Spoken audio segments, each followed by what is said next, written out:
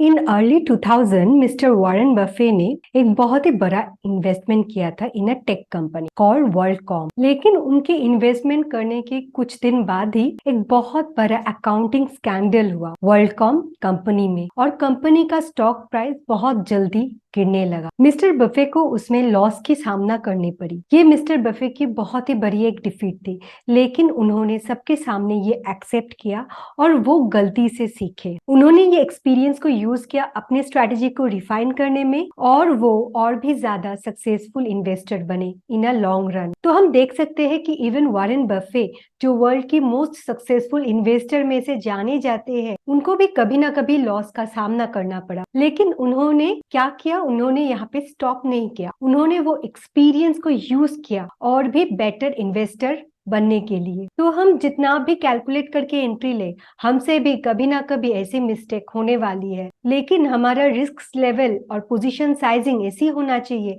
कि हम वो गलती के वजह से मार्केट में और इन्वेस्ट या फिर ट्रेड ही न कर पाए। हर एक का रिस्क एपेटाइट अलग होता है, लेकिन एज अ थंब रूल कोई भी एक ट्रेड में 2% कैपिटल से ज्यादा रिस्क नहीं लेना चाहिए। हमें प्रॉफिट होने पर ज्यादा उछलना भी नहीं चाहिए और लॉस होने पर गम में डूब जाना भी नहीं है। वो लॉस को लर्निंग समझ के एम्ब्रेस करना है। अगर हम कैलकुलेटेड रिस्क ले और अपना माइंडसेट को ठीक रखे, तभी हम लॉन्ग रन में मार्केट से पैसा बना सकते हैं, इवन इफ हमें शॉर्ट टर्म में लॉस की सामना करनी पड़े, जैसे कि माइकल बुरे को करना पड़ा था। ये 2007 की बात है। माइकल बुरे ने मॉर्गेज बॉन्ड मार्केट को शॉर्ट किया, ये देखते हुए कि ये रियल एस्टेट का बबल बहुत ही जल्दी बर्स्ट होने वाला है और मार्केट कोलैप्स करने वाला है। पर मार्केट बढ़ता रहा और उन्हें लॉस होता रहा। एक टाइम तो ऐसा आया था कि उन्हें 30% से भी ज्यादा लॉस हो रही थी, पर वो बहुत ही बारीकी से रिसर्च किए थे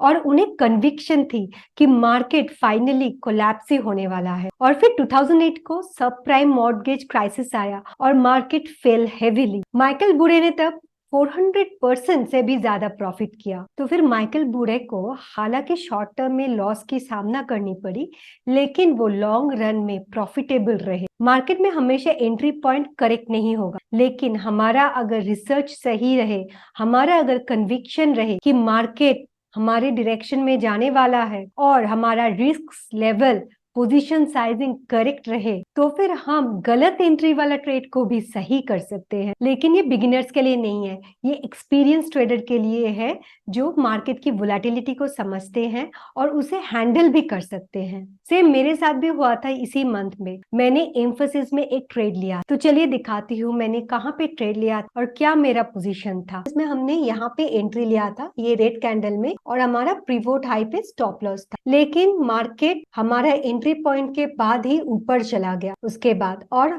मुझे लॉस हो रहा था ये ट्रेड पे। लेकिन मेरा पोजीशन फ्यूचर में था और मैं ऑप्शन से हेज थी, तो इसीलिए ज्यादा लॉस नहीं हो रहा था, क्योंकि मैंने पोजीशन साइजिंग को प्रॉपरली रखा था। और ये इसके ऊपर क्रॉस करके क्लोज करता तो मैं निकल जाती, लेकिन वो क्लोज नहीं किया, ये यहाँ से फिर से नीचे आया और फिर ultimately I am in profit. अभी तक मैं प्रॉफिट में हूँ। तो देखने की बात ये है कि हालांकि मुझे शॉर्ट टर्म में लॉस हो रहा था, लेकिन मुझे कन्विक्शन था कि ये स्टॉक गिरने वाला है। तो मैंने थोड़ा सा लॉस को एडजस्ट किया विद द हेजिंग एंड फिर मैं उसको होल्ड किया। तो इसीलिए मुझे शॉर्ट टर्म लॉसेस तो हो रहे थे एम्फोसिस में, लेकिन मेरा पोजीशन हेज था और मेरा risk tolerance level proper maintain था, इसीलिए मुझे इतना वरी नहीं हुआ और मैंने ये पोजीशन होल्ड किया। Now it is giving me profit. तो कितना भी कोशिश कर लो, इतना परफेक्टली एंट्री लेना बहुत ही डिफिकल्ट है। हमेशा वैसा एंट्री नहीं होगा, लेकिन हमारा अगर पोजीशन साइजिंग ठीक रहे